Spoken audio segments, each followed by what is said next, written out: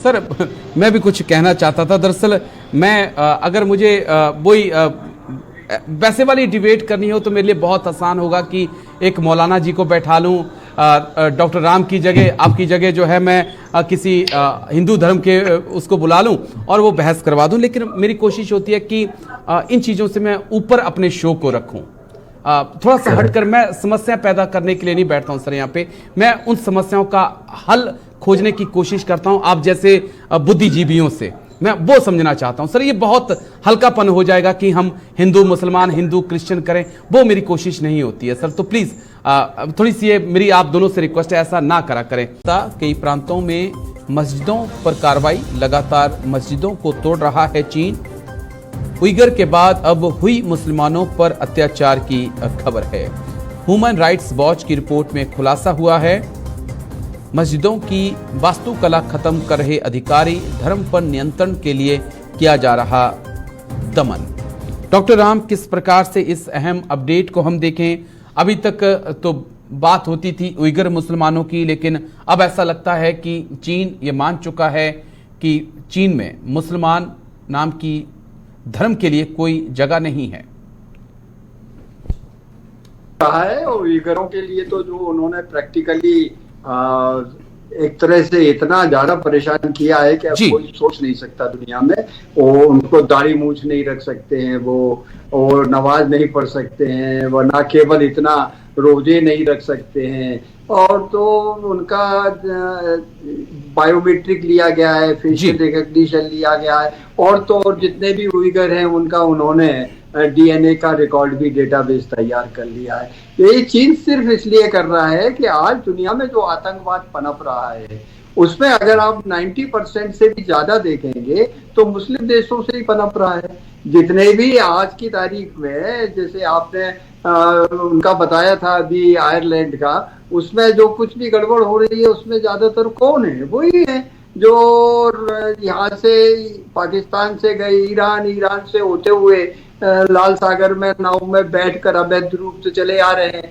अब पश्चिम के देशों को समझ में आ रहा है कि अपन बहुत बड़ी गलती कर रहे हैं। उसका एक उदाहरण आयरलैंड में, वहाँ 13 तो उन्होंने डिपार्टमेंटल स्टोर लूट लिए, और किस तरह से क्या नहीं कर रहे हैं वो, इसीलिए भड़क रहे हैं लोग। वैसे यही हालत अब जो है चीन में भी होने की संभावना थी, इसलिए उन्होंने ये पक्का निर्णय कर लिया है। अब वो निर्णय सही किया या गलत किया ये जिनपिंग साहब जानेंगे, लेकिन अनुमान यही लगाया जा रहा है कूटनीतिक क्षेत्रों में कि चूंकि मुसलमान आज की तारीख में कुछ देशों के, सब देशों के नहीं, हमारे यहाँ के तो बहुत एडवांस है, हमारे यहाँ इतनी फ्रीडम है कि कभी कोई सोच भी नहीं सकता। हमारे यहाँ तो मुस्लिम नेता खुलेआम जो है भड़काऊ भाषण देते हैं, इसके बाद भी उनको जो है पूरी तरह से संवैधानिक संरक्षण मिलता है। और हालांकि कई लोग ऐसे भी हैं जो ये कहते हैं कि हम तो चाहते हैं कि हिंदुस्तान पाकिस्तान एक हो जाए। क्यों चाहते हैं? अरे कि हमारी वहाँ 25 करोड़ की आबादी है, यहाँ की मिलके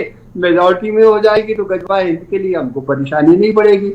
तो ये जो भावना इनके दिमाग में कूट कूट के भरी गई है, ये जिनपिंग साहब के समझ में आ गया है, क्योंकि वो चीन में का पूरा पाकिस्तान में उनका हस्तक्षेप है, और वो समझ रहे हैं नजदीकियों से कि इनके इस दिमाग में से कीड़ा निकालना बड़ा मुश्किल है, इसलिए वो अपने यहाँ उनका पूरी तरह से सफाया करने की जुगाड़ में लगे हुए हैं। चलिए, group captain UK Devnath sir बहुत हंस रहे थे, सर से जवाब लेना चाहूंगा इस स्माइल का, और साथ ही साथ सर ये भी समझना चाहूंगा मैं आपसे कि ये जो अत्याचार हो रहे हैं वहां पर उइगर मुसलमानों पर या और भी जो दूसरे मुसलमान हैं, ओआईसी जैसा देश, तुर्की, पाकिस्तान, सऊदी अरब, जो कि कहते हैं कि हम खलीफा हैं, हम मुस्लिम देशों की लीडरशिप हैं, लीडर हैं, वो चुप क्यों हैं सर?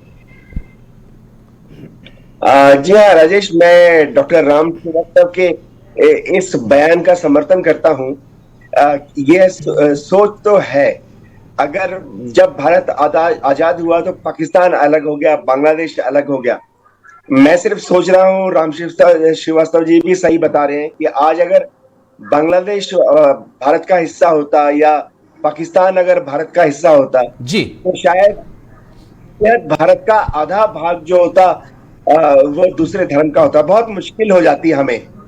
लेकिन मैं बताना चाहता हूँ, सीरियस नोट ये है कि दुनिया भर के हमारे जितने मुसलमान भाई हैं उनको समझना पड़ेगा कि चाहे वो चीन में हो चाहे वो भारत में हो, आज नीदरलैंड्स के जो नए प्राइम मिनिस्टर चुन के आ रहे हैं उन्होंने तो बयान ही दे डाला कि प्राइम मिनिस्टर बनने के बाद नीदरलैंड का वो वहां से मुसलमानों को सेटल होने में, बसने में, उनको नौकरी देने में डिस्करेज करेंगे और शायद संविधान में भी ऐसा प्रावधान लाएंगे कि भविष्य में कोई भी मुसलमान रिफ्यूजी नीदरलैंड में ना जाए। हम आयरलैंड की बात कर रहे थे। तो दुनिया भर के मेरे मुसलमान भाइयों को ये सोचना पड़ेगा और समझना पड़ेगा, उनके जो दार्शनिक हैं उनको ये चिंता करनी पड़ेगी कि आपको दूसरे धर्म के लोगों का सम्मान करते हुए दूसरे देश में बसना पड़ेगा।